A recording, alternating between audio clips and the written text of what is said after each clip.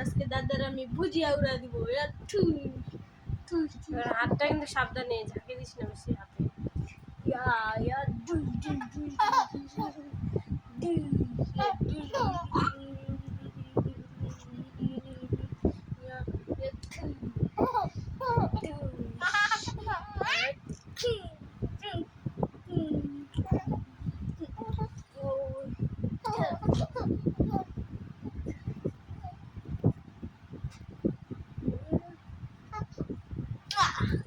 আমার রিভেঞ্জ এখন নিব।